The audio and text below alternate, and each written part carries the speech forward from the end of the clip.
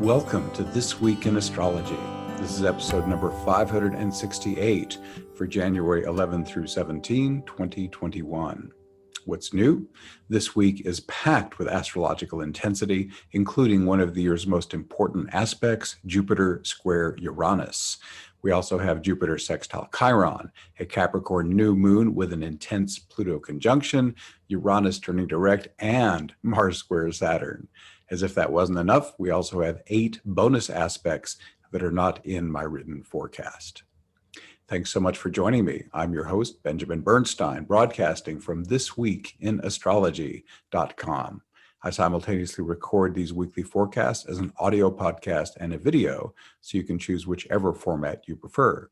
The video version includes detailed chart graphics, which you can also see in my written forecasts at astroshaman.com. This Week in Astrology is honored to be one of the internet's top 10 astrology podcasts.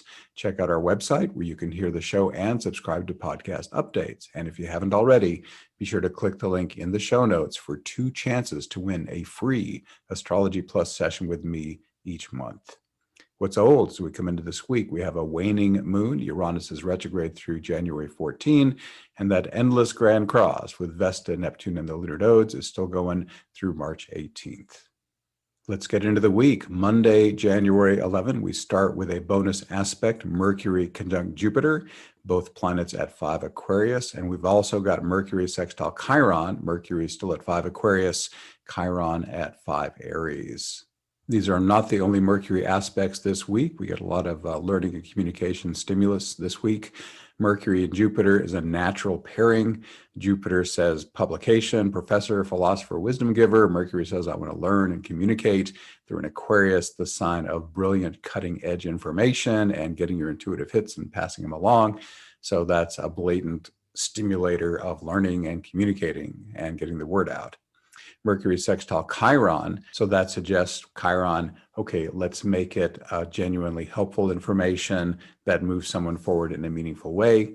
In a subtle way, this supports healing as well. In medical astrology, Mercury rules the arms and the hands. Chiron is the wounded healer. So this could be a healing catalyst in a subtle way. Also today, here on Monday, January 11, we have one of our significant aspects, Jupiter sextile Chiron. Would you enjoy amplified opportunities for healing and mentoring? How about easier shadow work? They're all on the table with Jupiter sextile Chiron, Jupiter 5 Aquarius, Chiron 5 Aries. This is a soft aspect, but do not be surprised if it still stirs up some unpleasant emotions. If you repress these disturbing feelings, it only guarantees that they'll reemerge later. Instead, delegate your healing to your higher self with my free healing invocation. It's linked in the show notes. Give the powerful healer within you a chance to permanently clear those old wounds. This sextile can also help you take your abilities as a healer and mentor to the next level. Jupiter rules foreign lands, so stay open to techniques from other countries and cultures. This single pass sextile, it only happens once, came into orb on December 6th of 2020 and will stay in effect through February 21st.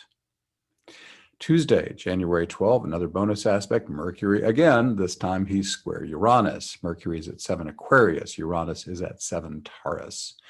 Now we have the natural pairing, Mercury, human mind, Uranus, divine mind. This just says lots of intuitive hits coming down. Mercury's placement in Aquarius says the same exact thing. So it's a time to be open to new innovative thinking outside the box, and just don't be afraid to be original. Also here on Tuesday, January 12th, Venus squares Chiron. Venus 5 Capricorn, Chiron 5 Aries. So this suggests probably some relationship challenge might be happening. Venus is relationships. Chiron, again, is that wounded healer archetype. The square is challenge for growth. So if you do have some kind of challenge come up in any important relationship, whether it's romantic, platonic, business, whatever, see if it can be healed, see if it's a signal to let the relationship go. If you need a good healing modality, I always recommend nonviolent communication. The book by Marshall Rosenberg is excellent, and it's a decades-tested tool for getting the conflict resolved between two people who are having trouble working it out. What about other ways to use this? Venus is the artist. Chiron is mentoring, so creative mentoring, whether you're giving or receiving, is one way to work with this. Chiron also has this sense of fine tuning and crafting, so putting the finishing touches on some creative work might be nice. Venus can be money. Chiron, again, can be advice around money. Chiron can be wounding too, so if you're having financial challenge, look seriously at how can you work to remediate that and get your finances back in better order. Next, we have on Wednesday, January 13, the Capricorn New Moon. January's new moon lines up. Now, again, this is at 0011. That is midnight plus 11 seconds Eastern Standard Time. And it's happening in Capricorn at 23 degrees, 13 minutes. This extraordinary timing continues the potent new beginnings theme we saw with the December 21st Jupiter-Saturn Great Conjunction. Now, any Capricorn new moon is great for new beginnings or fresh energy in the areas of maturity, discipline, and accomplishment. It can help you be more mature and responsible. It can support you in using your time well and in planning and implementing your work with optimized productivity. Aspects. This new moon's standout aspect is a tight conjunction between the luminaries and Pluto. Pluto offers wealth and power. Wealth can be money, of course, but it can also represent anything that makes your life more wonderful. Get clear on what your wealth is, then call it in from the universe so Pluto can give it to you. Pluto's power comes in two flavors. Power over is selfishly focused on getting what it wants. It doesn't care about collateral damage. It isn't concerned about who might be harmed because of its actions. Like a spoiled child, it just wants what it wants. Now, a certain recent political event does come to mind. Power with, or shared power, operates at a much higher vibration. At this level, a person has already tapped into the divine stream of power within themselves. They're overflowing with power and don't need to steal it from others. Quite the opposite, they're overflowing with power and want to share it. If possible, they show others how to access their own internal power. This lets the circle of sharing grow ever wider, a rising tide that lifts all boats. Pluto also rules death and rebirth. If there's something significant you want to release or an important change you want to make, this is a great time to do it. Being lord of the underworld, Pluto can also catalyze shadow work. Rumi suggests that, rather than seeking love, we remove the obstacles to it. In the same way, effective shadow work removes the layers of darkness which obscure the magnificence of your own divine essence. This explains why shadow work is one of the fastest routes to spiritual awakening. And as I mentioned, I have a link to my healing invocation, a really awesome shadow work tool, in the show notes. Other aspects. Pluto's conjunction to the sun and moon is more important than all the other new moon aspects put together, but the other aspects are also worthy of our consideration. Saturn's loose conjunction to the luminaries reinforces the Capricorn themes already mentioned. A sextile from Neptune creates flowing, energetic opportunities for spiritual awakening and inspired creativity. A tight Vesta trine makes it easier to support a worthy cause, especially if it doesn't directly benefit you. And a Juno semi-square could catalyze challenge within a committed partnership, which, if skillfully handled, could help the relationship break through to a whole new level of awesomeness. We also have some bonus aspects here on Wednesday, January 13th. First, Sun Quintile Chiron. The Sun is at 23 Capricorn. Chiron is at 5 Aries. This Chiron is offering mentoring and healing. The Quintile is a magical fairy dust kind of aspect. So I would say healing and mentoring are just magically energized in a very practical way because of this aspect. We also, on Wednesday, January 13th, have another significant event, Mars square Saturn. Endless endurance or traffic jam. A Mars-Saturn square, Mars is at 3 Taurus, Saturn is at 3 Aquarius, could go either way. Mars in Taurus is already set up for the long haul. Optimally, a Saturn aspect would only increase its stick-to-itiveness, but this depends on circumstances. Saturn's behavior can depend on how well you've integrated its positive qualities. If you are routinely mature, responsible, and productive, Saturn tends to act like a steady wind in your sails. To the extent that you're not demonstrating these qualities, Saturn tends to show up more like a speed bump or a roadblock. But that is not the whole story. Sometimes Saturn shows up as an immovable object because, from your higher self's perspective, you're going in the wrong direction. You might be getting all frustrated when Saturn is only trying to help you. Then again, the opposite could be true. You could be precisely on course, but facing an important test of your commitment. How can you tell the difference when logic can justify either story? Well, Saturn's placement in Aquarius, sign of the intuitive flash, gives us the magic key. Intuition comes from your higher self. It created you and always knows your best course of action. When logic fails, intuition can always show you the way. When an intuition pops in, you know it in your bones, in your gut. Even if you doubt it afterwards, that absolute certainty at the moment of inception lets you know that your intuition spoke. You have free will. You can accept or reject any guidance your intuition gives you. But I invite you to think back on previous times when your intuition gave you suggested actions. Did things go better when you followed them or when you didn't? I've asked hundreds of clients this question, and they all said that things went better when they followed their inner guidance. I'm betting that's true for you as well. That's why following your intuition is my suggested course of action under this Mars-Saturn square, as well as every other moment in your life. We have more going on Wednesday, January 13th. We have Venus trine Uranus. Venus is at 7 Capricorn. Uranus is at 7 Taurus. We've also got Venus quintile Neptune, Venus 7 Capricorn, and Neptune 19 Pisces. Both these aspects give harmonious stimulation of Venus. Venus trine Uranus would tend to give you intuitive hits that could give you good insight into your relationships, into your creativity, and into your finances. This is also an invitation to be more adventurous and experimental in those areas. Venus quintile Neptune is magical connection with your divine. Neptune and Venus representing your relationship with the divine. It could make you more perceptive of the divine energy all around you and other people and in the world around you.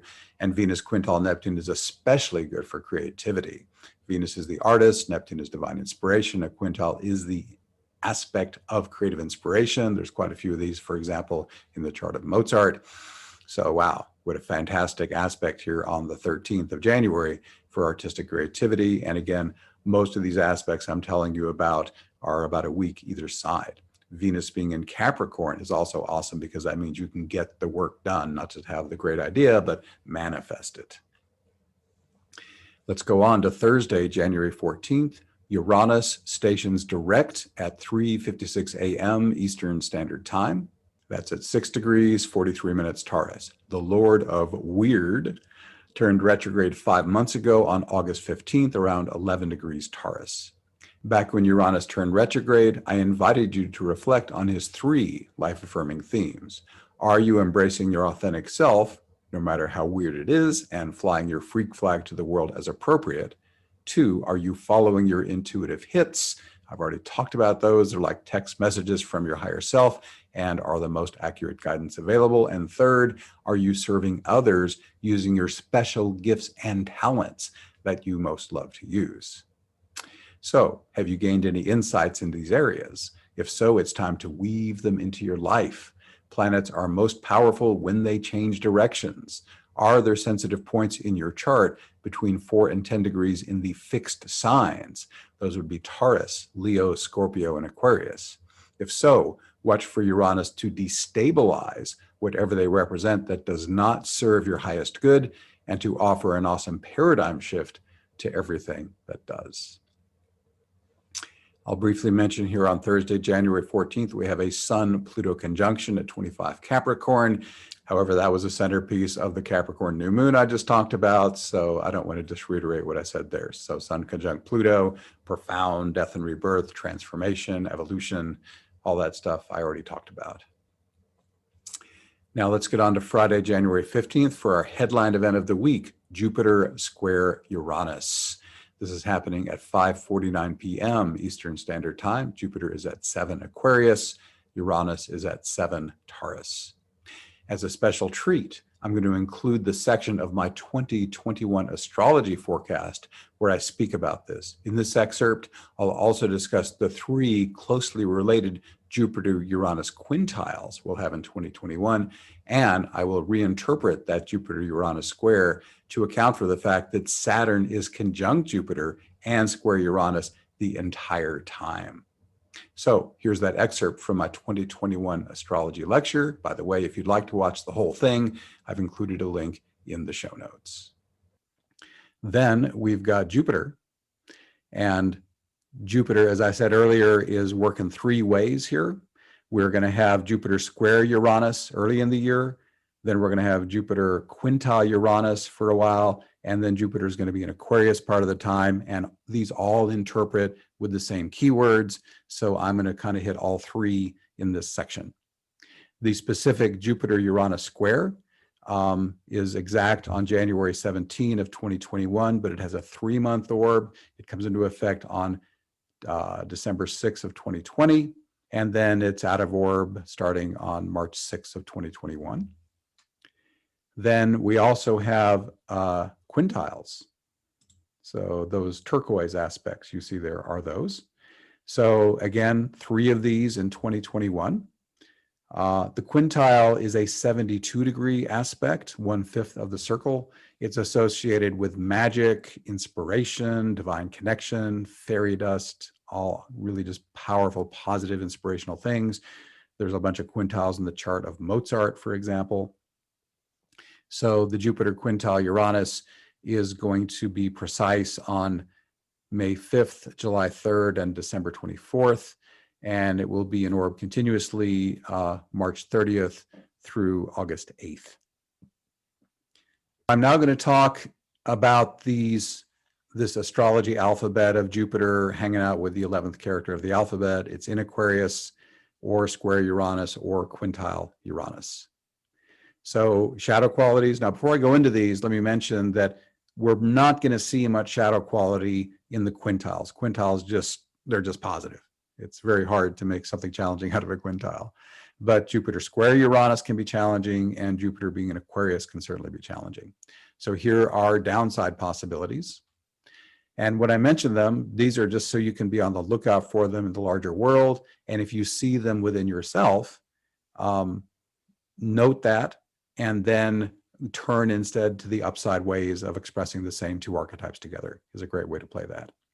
So shadow of Jupiter with Uranus and or Aquarius, manic and impulsive excesses, going too far, the intolerance of any level of structure or commitment, unrealistic urges for freedom outweighing everything else, unwillingness to cooperate, flippant arrogance, unbridled eccentricity, unreliable and impractical beingness, ongoing wanderlust and impatience, irresponsible or ineffective rebellion, shallow or incomplete rebirth, false breakthroughs, flash in the pan delusions, attraction to get rich quick schemes, pie in the sky over optimism, fool's gold, religious or new age ideals promising liberation without effort or pain, the potential for hubris and overweening pride, getting into a Christ complex, cravings for glory, delusions of genius, philosophical conflicts, philosophical or intellectual elitism, and self-righteous genius. All these, of course, courtesy of Ren Butler, as I mentioned earlier. What about the upsides of Jupiter interacting with Uranus and or Aquarius? Dramatic breakthroughs and quantum leaps, rebirth and awakening, the surprising resolution of problems, unexpected openings and opportunities, expanded horizons, changes of fortune or philosophy, incurable and infectious optimism. A quote that Ren brings out in his book here is from Alexander Pope, the famous author who has Jupiter trine Uranus natally. The quote is, "Hope springs eternal in the human breast."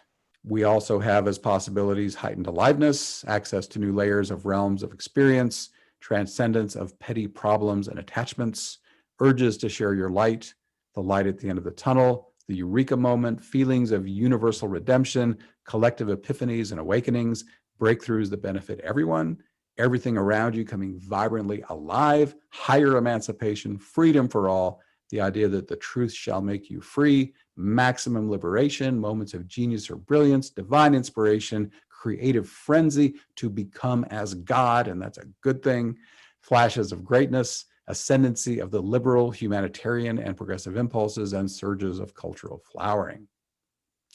So there's so much high side with Jupiter hanging out in Uranus and interacting in Aquarius. So if that vibes for you, please spend some time working all that, those beautiful energies. I mentioned Jupiter square Uranus for a period of time. It just so happens, though, that Jupiter's not acting alone. The entire time that Jupiter is square Uranus in the early part of 2021, Saturn's in there too, the entire time, December 6th of 2020 through March 6th of 2021. So what we're going to get into now is interpretations of all three planets interacting together. Jupiter and Saturn conjoining, squaring Uranus. So challenging potentials, self-righteous extremism, hard manic energies, premature rebellion or attempts at change, chronic lack of focus, a preference for new age gimmicks over real inner work, consequences of unchecked experimentation, impulsive excesses followed by negative feedback, ongoing pattern of hubris and punishment, philosophical rigidity or inertia, which precludes deeper breakthroughs, sobering up after initial breakthrough, delaying or mitigating rebirth. The positive upsides of Jupiter and Saturn in combination with Uranus are responsible freedom, incremental liberation and expansion, disciplined experimentation, a talent for solving difficult problems, awareness of both rights and responsibilities, restraining over optimism, progress within established structures, holding tension internally until a resolution presents itself, the sudden lifting of pressure, laying the groundwork for future quantum leaps, tremendous freedom earned over time, a balanced philosophical approach to spirituality, suffering leading to liberation, effort leading to ecstasy, chronic symptoms unexpectedly leading to divine consciousness. I know some people that's happened to. Breakthroughs in consciousness which redeem all possible life circumstances and, emotionally speaking, lead turned into gold. So those are some beautiful ways you can work with Jupiter and Saturn squaring Uranus in the early part of 2021. My dear friend BJ Harden is offering a very special opportunity, and I'm excited to share it with you. Her deep dive course starts soon on February 1st and could help you transcend confusion and suffering, see the grand illusion for what it is, and make consistent contact with a loving presence within. BJ has been my close friend for many years. We've co-created many transformational spaces and experiences together, including her recent highly praised guest presentation for my Awakening Plus membership. I can vouch 100% for her rock-solid integrity and for the extraordinary divine consciousness she embodies. BJ's personality and style of working are much more understated and gentle than mine, but she holds space impeccably and works big magic with her subtle ways. I invite you to check out her offering, which is based on the work of Byron Katie. If you feel called to work with her, she could be carrying just the medicine you need. Click the link in the show notes for more on this life-transforming opportunity. It starts soon and space is limited, so you'd be wise to check it out now if you're interested. Everyone is welcome to participate in many Awakening Plus Zoom calls for free. These events support your individual healing and awakening, as well as global spiritual awakening. Some events are for Awakening Plus members only, but we would love to have you join our supportive online community. Dip your toe in the water with our 30 days for $1 risk-free trial membership. Here are upcoming events, all at 8 p.m. U.S. Eastern Time on various days. There's a members-only event this Tuesday, January 12th, the Shamanic Awakening Ceremony. This intense and very popular experience combines the healing power of shamanism with my complete invocation cycle for embodied awakening. We begin by invoking safe, sacred space, supported by many powerful divine beings of love and light. Then we do a series of invocations to help each person move into embodied awakening. In this state, you'll experience the integration of your light body and physical body. This creates union with your higher self, a profoundly peaceful state, free of thought and troubling emotions. I've been a professional shamanic healer since 2012. During the healing section, the centerpiece of this event, I ratchet up the energy to high intensity. I usually use voice, rattles, and drum to help clear your heavy energies. You can heal old wounds and traumas during this part of the shamanic awakening ceremony. This experience can be challenging, but our divine allies will make sure that you do not get overwhelmed. After the healing section, exquisite celestial energy pours in from above. Then I may use angelic chimes or other high vibration instruments. These will help you move into your deepest possible awakened state. The expected duration is about 2 hours. Then we have a free public event every Thursday, and it's called New Earth Support Team. Again, that's at 8 p.m. U.S. Eastern Time. In this popular weekly event, we first create our sacred container and invoke embodied awakening. Then we team up, flowing energy to support the more awakened new Earth currently blossoming. Our intention's always the same, but the divine keeps it fresh by providing endless variations on this amazing experience. Thankfully, one thing does remain consistent: personal spiritual upgrades and profound bliss we always receive. The guided meditation lasts about an hour, followed by optional feedback, Q&A, and conversation. And looking ahead to next week, we have a free public event called Karmic Eddies, Personal Vibrational Healing. This is with Elizabeth E. Meacham, PhD. That'll be Tuesday, January 19th, again, 8 p.m. U.S. Eastern Time. Here's how Elizabeth describes her event. She says, "My spirit guides gifted me the concept of karmic eddies. This is a powerful metaphor for actively working with light to shift and heal life patterns in your vibrational reality. My guides taught me that karmic eddies are focal points of body-mind energy. They're places of important learning, action, and growth. In its natural state, your life force is a freely flowing river, but sometimes it swirls into holding patterns or eddies. This happens when you attend to hurts and complexities, or when you embark on sacred missions and opportunities for spiritual evolution. Even after you complete the purpose of a karmic eddy, you might return to it again and again. You can do this through memories, reflections, and resentments. You can dwell on old fears or repeat patterns and stories that form your identity, but you don't have to get stuck in those eddies. You can consciously attend to and update your life patterns. You can heal and restore your spiritual energy.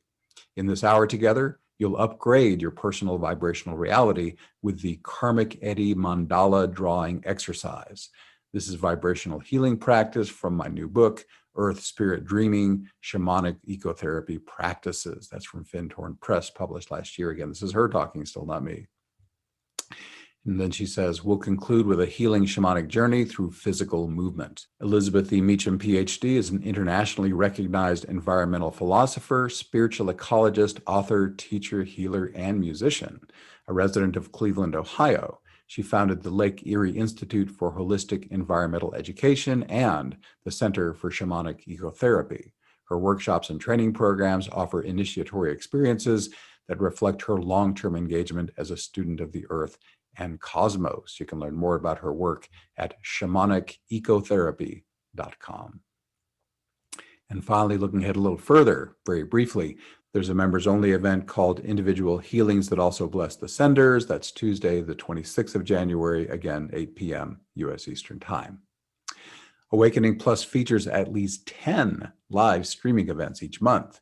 Many live events are open to everyone for free, but members receive these exclusive benefits. Of those 10 live Zoom calls, about half are members only. There's an archive of over 290 life transforming events, along with a best of guide. There's enlightening course content, including the complete 16-part invocation masterclass, 2 community connection calls per month. You can get an accountability partner, and we have our private forum. To learn more or start your 30 days for $1 risk-free trial membership, check out awakeningplus.com. Thanks for being here. Once again, I'm Benjamin Bernstein with astroshaman.com. I can serve you with astrology readings, shamanic healing, awakening activation, astrological event timing, and one-of-a-kind life coaching. All my one-on-one services are equally effective in person or long distance. And during the pandemic, I have dropped my rates significantly. I also offer an unbeatable price on SolarFire, the #1 astrology software for Windows. And as I mentioned, I run the Awakening Plus online membership for spiritual support. You can learn about all this and more at astroshaman.com. For the show notes, go to astroshaman.com/568. Please reach out if you have any questions. My email is astroshamanbenjamin@gmail.com, and my number for voice and text is 828-338-3776. 9852. I would love to connect with you. We are wrapping up. Please leave me a rating, review, or comment wherever you're getting this episode so others who also love astrology and spirituality can find it. Thanks again for spending this time with me. Stay safe, stay healthy. I wish you infinite blessings as the stars light your way.